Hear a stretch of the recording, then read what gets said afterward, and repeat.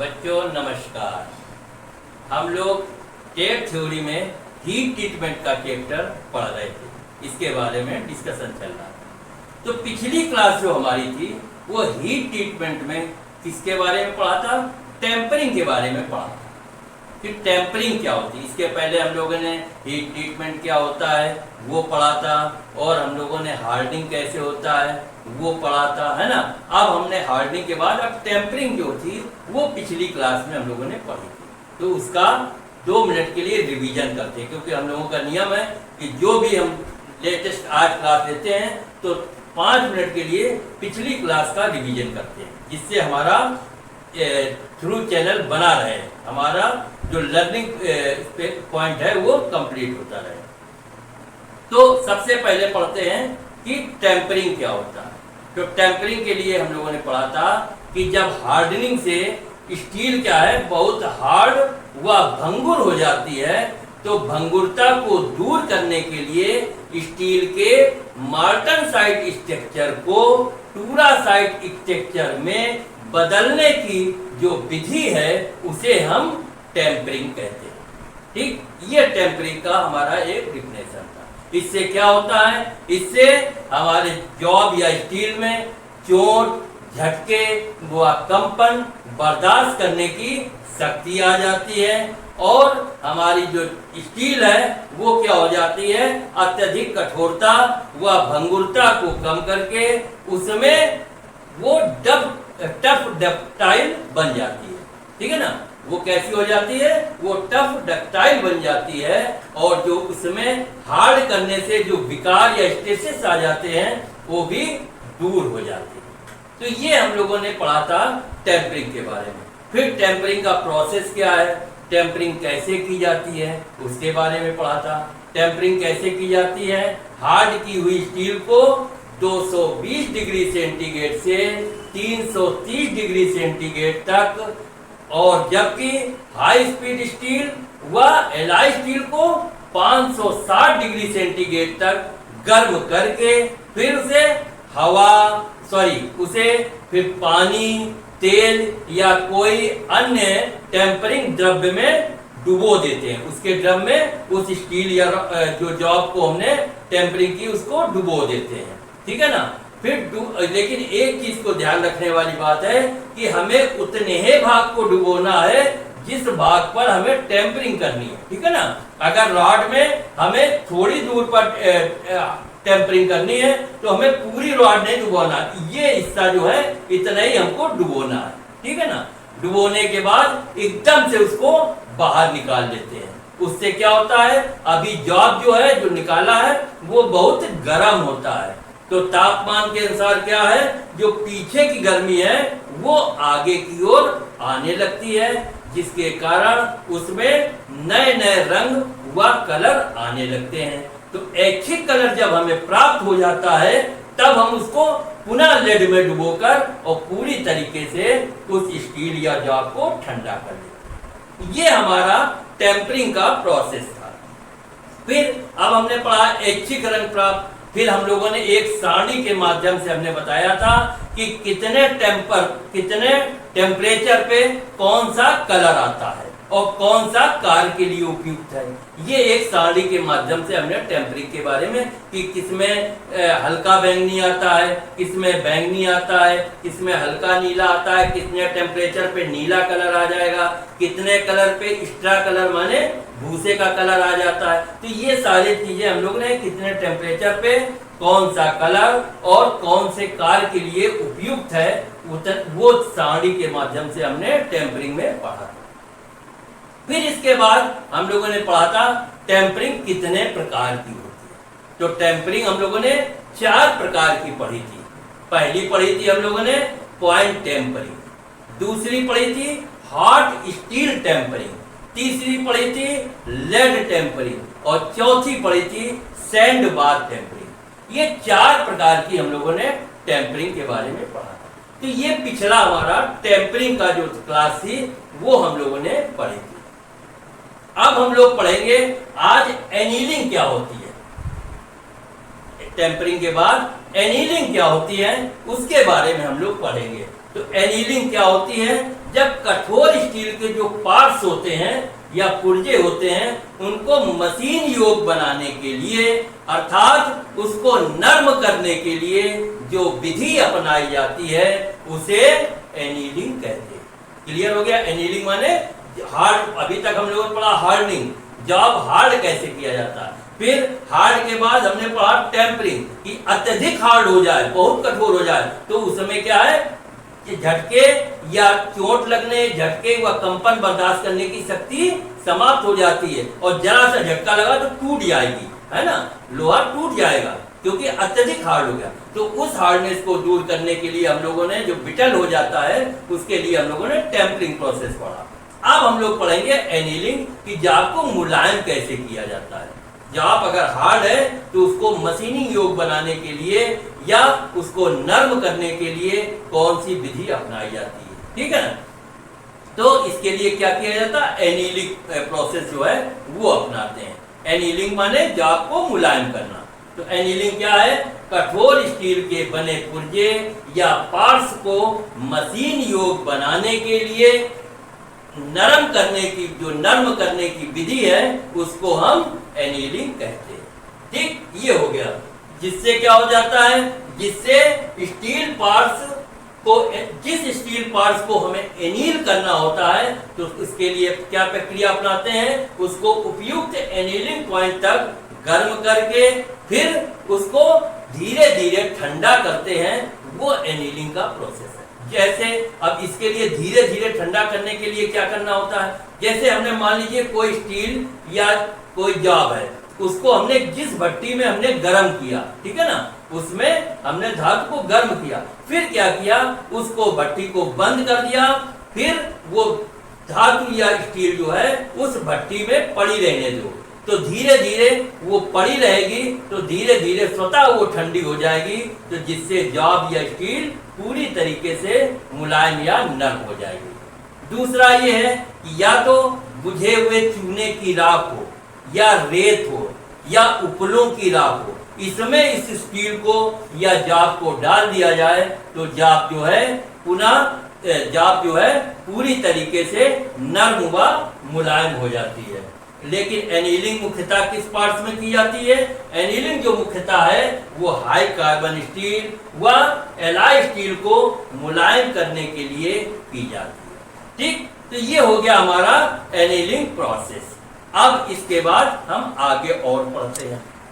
अब हम लोग पढ़ते हैं एनीलिंग से हमें एनीलिंग क्यों की जाती है ना, एनीलिंग किस पर की जाती है और क्यों की जाती है। तो एनीलिंग देखो निम्न के लिए की जाती है। जैसे नंबर 1 दिया है स्टील को नर्म बनाने के लिए, ये तो हमें मालूम है, ये तो चीज हमने बताई थी कि एनीलिंग का अर्थ ही है एनील करना जाब को, अर्थात मुलायम या नर्म करना। तो एनीलिंग क्यों किस लिए की जाती है, पहला स्टील को नर्म करने के लिए। दूसरा क्या कारण है कि स्टील में डक्टिलिटी बढ़ाने के लिए।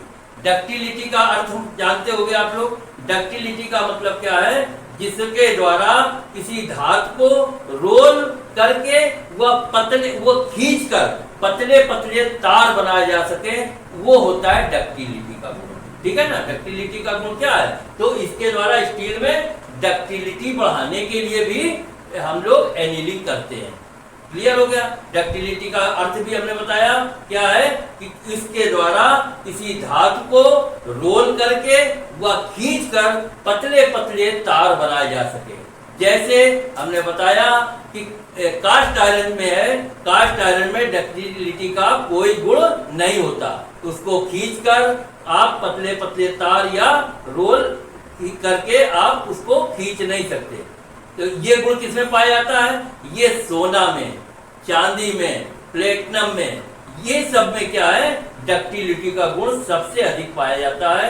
क्योंकि सोने को हम खींच करके या चांदी को खींच कर या प्लेटिनम को खींच कर उसके पतले पतले हम आभूषण, है ना, कोई पतली चीज बनाई जा सकती है, तो उसको जितना चाहो उतना खींच सकते हैं। ये गुण सबसे अधिक सोना चांदी व प्लेटिनम आदि में, तांबे में, ये सब गुण में, ये सब चीजों में ये गुण डक्टिलिटी का अधिक पाया जाता है। तो ये गुण पैदा करने के लिए भी एनीलिंग की जाती है। तीसरा है मशीनता को बढ़ाने के लिए, अर्थात जाब को मशीन योग बनाने के लिए। तो हम लोगों ने पढ़ा था कि जाब जब हार्ड होता है तो हार्ड को एनीलिंग के द्वारा मुलायम करके उसे मशीनिंग करने योग बनाया जा सके, अर्थात मशीनता को बढ़ाने के लिए भी एनीलिंग की जाती है। इसके बाद चौथा है भीतरी स्ट्रेस को कम करने के लिए, माने जो हार्डनिंग करते हैं उससे क्या हो जाता है, उसके अंदरूनी जो स्ट्रेस है सॉरी जो अंदर के स्ट्रेस है, विकार, ये सब आ जाते हैं, तो उसके स्ट्रेसेस को भी दूर किया जाता है। किसके माध्यम से? एनीलिंग के माध्यम से। ये भी एक लाभ है, ये भी किया जा सकता है। नेक्स्ट है ग्रेन साइज को रिफाइन करने के लिए। ग्रेन माने कणों को, है ना, ग्रेन्स माने कण को रिफाइन करके और उसमें एक्यूरेसी लाई जा सकती है। तो ग्रेन को भी एनीलिंग के माध्यम से रिफाइन किया जा सकता है। इसके बाद लास्ट है स्टील को हीट ट्रीटमेंट बनाने के लिए। एनीलिंग के माध्यम से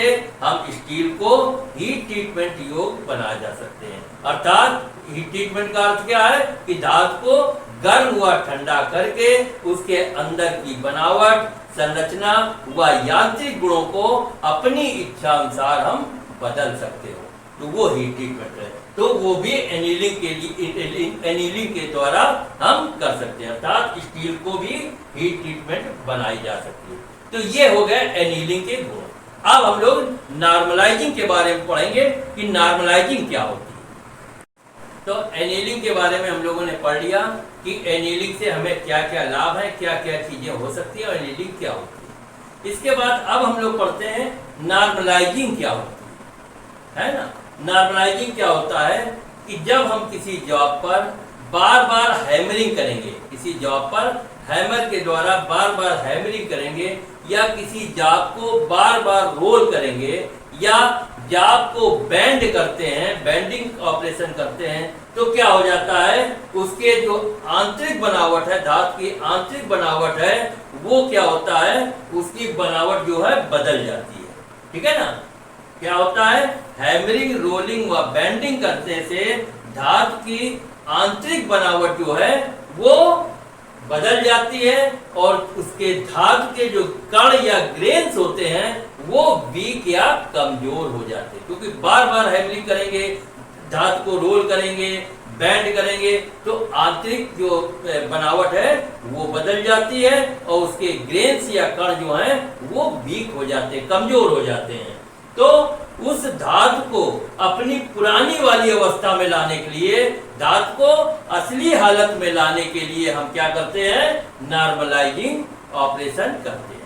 नॉर्मलाइजिंग ऑपरेशन से जो धातु या ग्रेन्स जो हैं, जो बेंडिंग करने से, रोलिंग करने से, हैमरिंग करने से कण या ग्रेन जो है वो कमजोर या वीक हो जाते हैं, तो उनको पुनः अपनी पहली वाली अवस्था में या पुरानी हालत में लाने के लिए तो जो विधि अपनाई जाती है उसे हम नॉर्मलाइजिंग कहते हैं। अब नॉर्मलाइजिंग का प्रोसेस क्या है, नॉर्मलाइजिंग कैसे की जाती है, तो इसके लिए क्या करते हैं, इस विधि में जाब को क्रिटिकल तापमान से कुछ अधिक, है ना, या क्रिटिकल तापमान तक गर्म करके फिर क्या है, उसको ऐसे ही स्वतः ठंडा होने के लिए छोड़ देते हैं।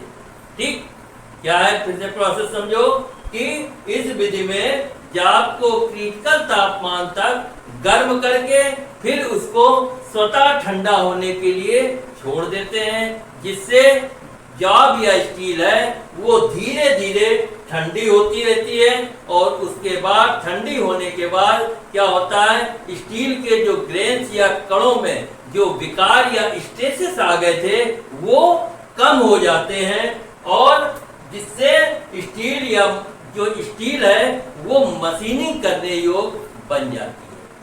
ठीक, फिर से देख लो नॉर्मलाइजिंग क्या की जाती है, क्यों की जाती है। तो नॉर्मलाइजिंग जब हम किसी जाब को बार बार हैमरिंग करें या रोलिंग करें या किसी जाब को बेंड करना होता है तो क्या होता है, उसके आंतरिक बनावट जो है वो चेंज हो जाती है, अर्थात आंतरिक बनावट या संरचना में परिवर्तन आ जाता है जिसके कारण उसमें जो ग्रेन्स है, अंदर के जो ग्रेन्स या कण हैं वो क्या हो जाते हैं, वो कमजोर हो जाते हैं। तो इस कणों को अपनी असली हालत में लाने के लिए जो विधि अपनाई जाती है उसे हम नॉर्मलाइजिंग कहते हैं। अब नॉर्मलाइजिंग का क्या प्रोसेस है वो हम लोगों ने पढ़ा कि नॉर्मलाइजिंग के लिए किसी धातु या स्टील को क्रिटिकल तापमान तक गर्म कर लेते हैं। गर्म करने के बाद उसको स्थिर हवा में स्वतः ठंडा होने के लिए छोड़ दिया जाता है, जिससे धातु धीरे धीरे ठंडी होती रहती है।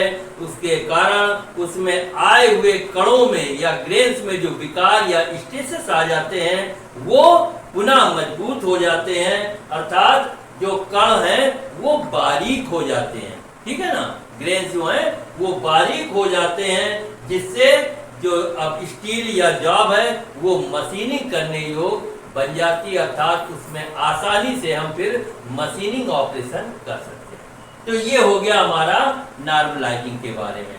अब हम लोग केस हार्डनिंग के बारे में पढ़ेंगे कि केस हार्डनिंग क्या होती है और केस हार्डनिंग कितने प्रकार की होती है, उसके बारे में हम लोग पढ़ेंगे। अब पढ़ते हैं केस हार्डनिंग क्या होती है। केस हार्डनिंग क्या होती है, इस विधि में माइल्ड स्टील और लो कार्बन स्टील के बने पुर्जों को घिसने से बचाने के लिए तथा उसकी बाहरी सतह को कठोर बना लिया जाता है, क्योंकि माइल्ड स्टील आदि में कार्बन की मात्रा जो है वो बहुत कम पाई जाती है, जिसके कारण इसे हार्ड नहीं किया जा सकता। इसके लिए इसे केस हार्ड किया जाता है।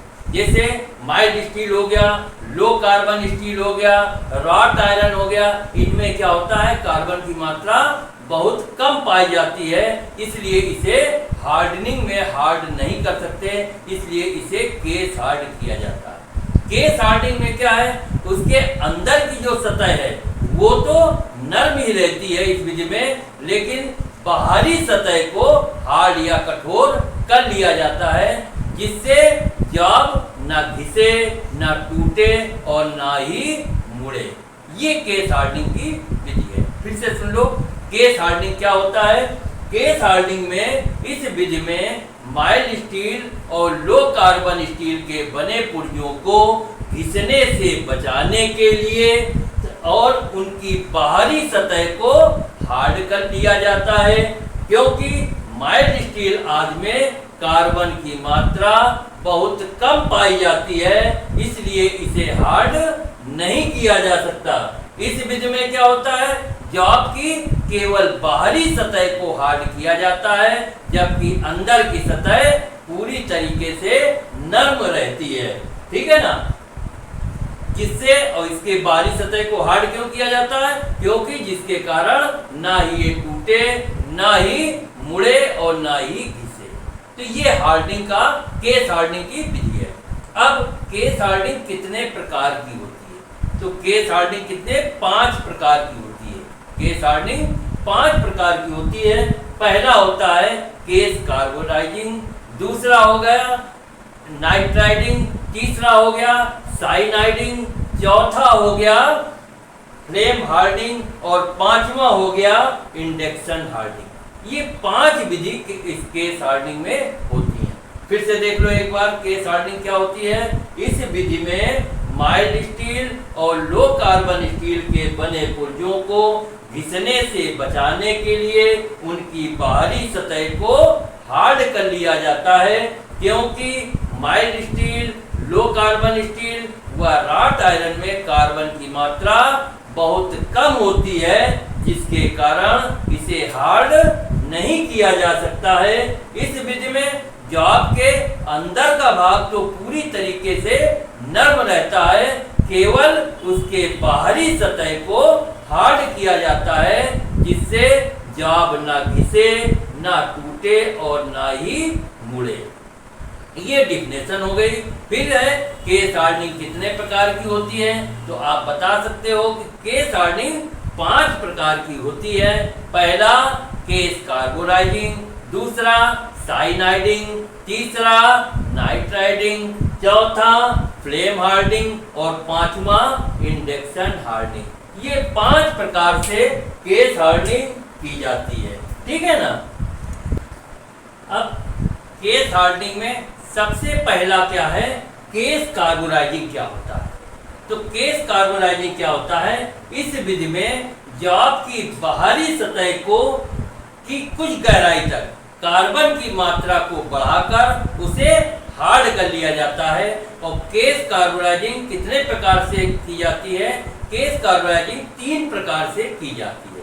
सबसे पहला आता है पैक कार्बोनाइजिंग। पैक कार्बोनाइजिंग विधि के द्वारा कैसे केस हार्ड किया जाता है, तो पैक कार्बोनाइजिंग के द्वारा क्या होता है, इस विधि में जिस जॉब को केस हार्ड करना है तो सबसे पहले उस जॉब को अच्छी तरीके से साफ कर लिया जाता है। फिर इसके बाद एक स्टील या कास्ट आयरन के बक्से में वो पार्ट्स जो हैं उनको रख दिया जाता है।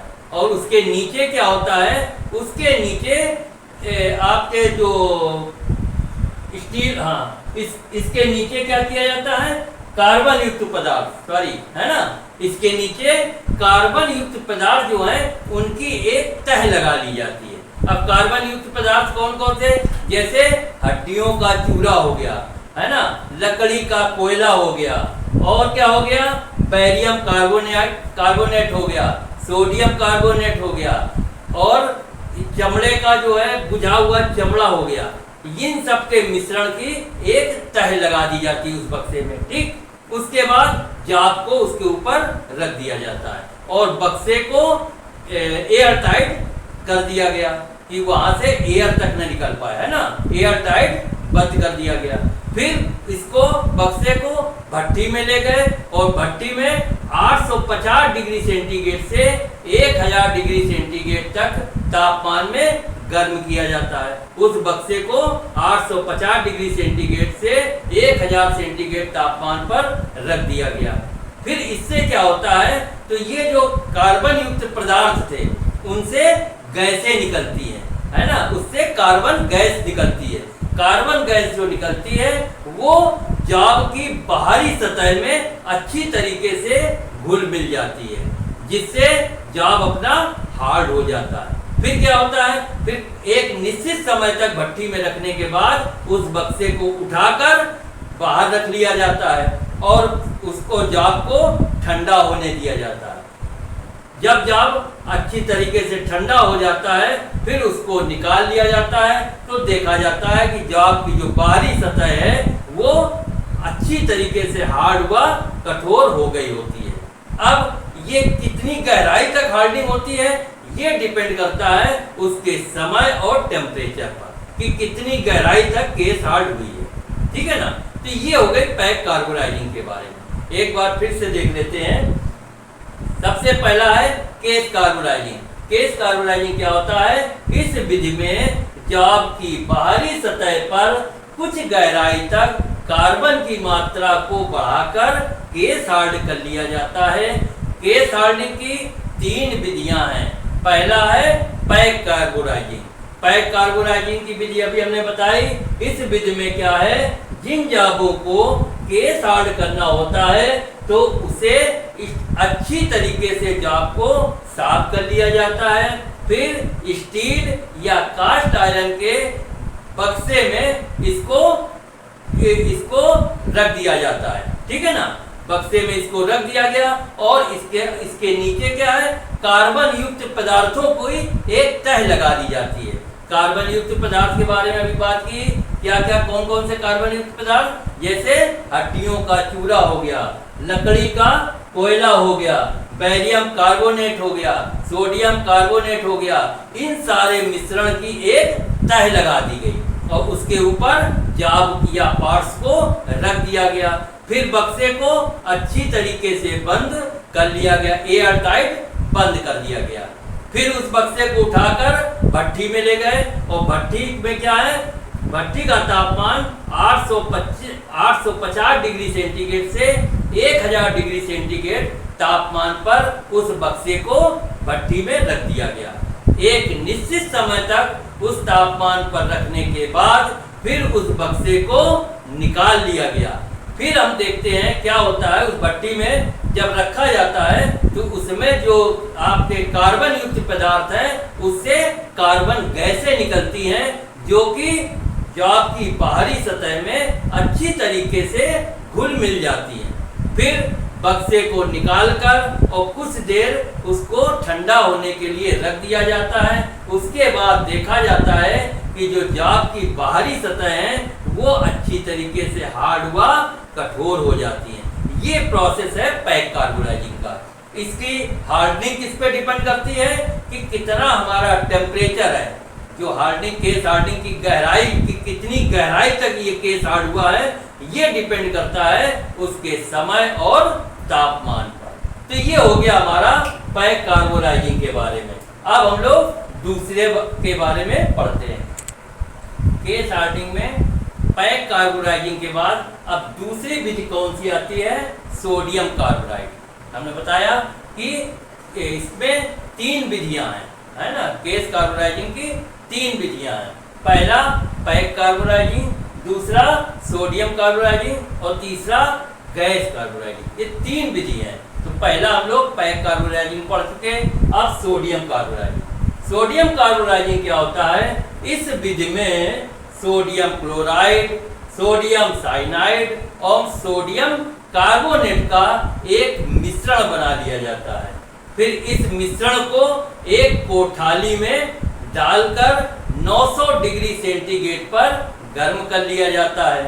तो गर्म करने से क्या होता है, जो मिश्रण है वो द्रव्य में बदल जाता है, अर्थात जो ये मिश्रण हमने मिलाया वो लिक्विड बन गया। लिक्विड बनने से क्या होता है, इस द्रव्य में जाब को फिर हम तार से बांधकर, फिर जब लिक्विड बन गया फिर द्रव्य में कैसे हम जाब को तार में से बांध लेते हैं या एक बड़ी लोहे की छल्ली ले लेते हैं, उसमें जाब या पार्ट्स को भर लेते हैं और उस द्रव्य में डुबो देते हैं। ठीक है ना, उसको डुबोए रहते हैं। एक निश्चित समय तक डुबोने के बाद क्या होता है, वो जो आपका गर्म द्रव्य है उसके संपर्क में जाब आ जाता है। तो जब जाब जो है गर्म लिक्विड के संपर्क में जब आ जाता है तो उसकी सतह हार्ड व कठोर होने लगती है और फिर जाब को एकदम से बाहर निकाल लेते हैं। ये है आपकी सोडियम कार्बोराइजिंग की विधि। फिर से एक बार देख लो, सोडियम कार्बोराइजिंग क्या होता है, इस विधि में सोडियम क्लोराइड, सोडियम साइनाइड और सोडियम कार्बोनेट का मिश्रण एक बड़ी कोठाली में 900 डिग्री सेंटीग्रेड तक तापमान पर गर्म कर लिया जाता है। इससे ये जो मिश्रण है ये द्रव्य का रूप ले लेता है, द्रव का रूप ले लेता है, अर्थात ये लिक्विड बन जाता है। फिर इस द्रव में जाब को तार में बांधकर या लोहे की एक बड़ी छल्ली ले लेते हैं, उसमें जाब को रखकर और इस लिक्विड या मिश्रण में डुबो दिया जाता है। ठीक है ना। डुबोने से क्या होता है कि जो द्रव है वो जाब के संपर्क में आ जाता है, जिससे जाब की बाहरी सतह जो है वो हार्ड व कठोर बन जाती है और फिर इसके बाद इस जाब को द्रव से एकदम से बाहर निकाल लिया जाता है। ठीक है ना। ये विधि हो गई सोडियम कार्बोराइजिंग की। अब इसके बाद गैस कार्बोराइजिंग कौन सी विधि होती है, गैस कार्बोराइजिंग की विधि के बारे में पढ़ेंगे। अब तीसरी विधि पढ़ते हैं गैस कार्बोराइजिंग के बारे में। क्या है गैस कार्बोराइजिंग। गैस कार्बोराइजिंग क्या होती है, इस विधि में जाब को एक विशेष बंद फर्नेस में रखा जाता है, फिर और अधिक से अधिक कार्बन की मात्रा वाली गैस गर्म गैसों को एक निश्चित दबाव या प्रेशर के साथ गैस चेंबर छोड़ा जाता है। इसमें कई गैसें प्रयोग में लाई जाती हैं, जैसे कार्बन मोनोऑक्साइड हो गया, प्रोपेन हो गया, ईथेन हो गया, ब्यूटेन हो गया, मीथेन आदि। ये गैसें जो हैं ये गैस कार्बोराइजिंग में प्रयोग में लाई जाती है। फिर इसके बाद क्या किया जाता है, इस भट्ठी का जो टेम्परेचर व तापमान होता है वो 1030 डिग्री सेंटीमीटर 1030 सेंटीग्रेड के लगभग रखा जाता है। और इस विधि में बहुत कम समय में अर्थात 1 मिलीमीटर गहराई जो है बहुत जल्दी केस हार्ड हो जाती है, अर्थात उसकी बाहरी सतह जो है 1 मिलीमीटर तक बहुत कम समय में केस हार्ड हो जाती है। ठीक है ना। तो ये हो गई हमारी गैस कार्बोनाइजिंग। फिर से देख लो एक बार क्या है गैस कार्बोनाइजिंग में क्या होता है। इस विधि में जाब को एक विशेष बंद फर्नेस चेंबर में रखा जाता है और अधिक से अधिक कार्बन की मात्रा वाली गैसों को एक निश्चित दबाव से गैस चेंबर में छोड़ा जाता है।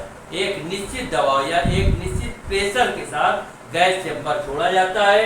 इसमें कई गैसें प्रयोग में लाई जाती हैं, जैसे carbon monoxide, propane, ethane, butane और मीथेन आदि गैसों का प्रयोग किया जाता है। और इस भट्ठी का जो टेम्परेचर है वो 1030 डिग्री सेंटीग्रेड के लगभग रखा जाता है। इस विधि में बहुत जल्दी ही अर्थात बहुत कम समय में 1 मिलीमीटर गहराई तक केस हार्ड हो जाता है, अर्थात 1 मिलीमीटर गहराई तक उसकी बाहरी सतह जो है वो कठोर हुआ हार्ड कर ली जाती है। तो ये हो गया गैस कार्बोनाइजिंग के बारे में। तो आज हम लोगों ने क्या क्या पढ़ा। आज सबसे पहले हम लोगों ने एनीलिंग के बारे में पढ़ा कि जॉब को मुलायम कैसे बनाया जा सकता है, क्योंकि इसके पहले क्लासों में हमने जॉब की हार्डनिंग के बारे में पढ़ा था कि जॉब को हार्ड कैसे किया जाता है। उसके बाद टेम्परिंग के बारे में बात की कि हार्डनिंग से जो जॉब बहुत कठोर वह बिटल हो जाता है। जब ज़्यादा हार्ड हो जाता है तो बिटलनेस उसमें आ जाती है, अर्थात भंगुरता हो जाती है।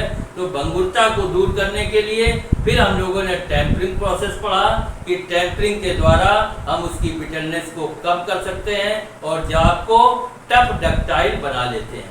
तो सबसे पहले हम लोगों ने हार्डनिंग के बारे में, फिर टेम्परिंग के बारे में पढ़ा, फिर हम लोगों ने एनीलिंग के बारे में पढ़ा कि एनीलिंग के द्वारा एनीलिंग विधि करके हम जॉब को हार्ड जॉब है उसको कैसे मशीनिंग योग बनाया जाए। तो उसके बारे में हम लोगों ने पढ़ा कि एनील कैसे किया जाता है ना। एनीलिंग के लिए क्या है, एनीलिंग तापमान तक जॉब को गर्म करके फिर उसी भट्टी में स्वतः डाल देते हैं, जिससे वो धीरे धीरे उसी भट्टी में पड़े पड़े ठंडा हो जाता है और जॉब एनील हुआ मुलायम हो जाता है। या पढ़ा था कि चूने की बुझे हुए चूने की राख हो या उपलों की राख हो, इसमें जॉब को गर्म करने के बाद उनमें डाल दिया जाता है, जिससे जॉब पड़े पड़े स्वतः ठंडा हो जाता है। अर्थात धीमे गति से ठंडा करने की विधि को नॉर्मलाइजिंग कहते हैं, जिससे जॉब धीरे धीरे ठंडा होकर वो एनील हुआ मुलायम बन जाता है। तो वो एनीलिंग विधि पढ़ा। इसके बाद हम लोगों ने पढ़ा था नॉर्मलाइजिंग। नॉर्मलाइजिंग क्या होता है, जब रोलिंग, बेंडिंग आदि हैमरिंग, रोलिंग, हैमरिंग, बेंडिंग आदि करने से क्या होता है, धातु के कण या जो ग्रेन्स हैं वो कमजोर हो जाते हैं। तो उन कणों को अपनी असली हालत में लाने के लिए जो विधि अपनाई जाती है उसे नॉर्मलाइजिंग कहते हैं। इसमें भी एक निश्चित तापमान तक गर्म करके स्वतः ठंडा होने के लिए जॉब को छोड़ दिया जाता है, जिससे जॉब में आए हुए जो कण जो हैं, ग्रेन्स हैं, जॉब के जो तनुक हो गए थे वो अपने आप धीरे धीरे महीन हो जाते हैं। ठीक है ना। और जॉब पुनः पहले की तरह उसके ग्रेन्स जो हैं वो मजबूत हो जाते हैं। तो ये हो गया जाके हैमरिंग के बारे में। इसके बाद पढ़ा केस हार्डनिंग के बारे में। केस हार्डनिंग क्यों की जाती है, हमने बताया कि जिन जाबों में कार्बन की मात्रा बहुत कम मात्रा में पाई जाती है उस पे हम केस हार्डनिंग करते हैं। वो जाब हार्ड नहीं किए जा सकते, इसलिए उसे केस हार्डनिंग कहते हैं। जैसे माइल्ड स्टील हो गया, लो कार्बन स्टील हो गया, रॉट आयरन हो गया, इनमें कार्बन की मात्रा बहुत कम पाई जाती है, तो केस हार्डनिंग में क्या है, केस हार्डनिंग में अंदर की सतह मुलायम ही रहती है, लेकिन उसकी बाहरी सतह को हार्ड व कठोर बना लिया जाता है। ठीक है ना। तो ये हम लोगों ने केस हार्डनिंग के बारे में पढ़ा। फिर केस हार्डनिंग में हम लोगों ने 5 विधि होती हैं, है ना, उन 5 विधि के बारे में जाना। तो उसमें से सबसे पहला जो होता है केस कार्बोनाइजिंग होता है। तो केस कार्बोनाइजिंग के बारे में आज से पढ़ा कि केस कार्बोनाइजिंग क्या होता है, उसकी 3 विधियों के बारे में भी हम लोगों ने पढ़ा। तो आज हम लोगों ने केस कार्बोनाइजिंग के बारे में पढ़ा। नेक्स्ट जो है अगले टर्न में हम साइनाइडिंग क्या होता है, नाइट्राइडिंग क्या होता है, या अन्य केस हार्डनिंग के कौन कौन से कितने जो प्रकार हैं उसके बारे में भी हम पढ़ेंगे। तो आज यहीं पर क्लास समाप्त करते हैं। फिर नेक्स्ट कल हम लोग अगले केस हार्डनिंग के बारे में पढ़ेंगे। तब तक नमस्कार, बाय।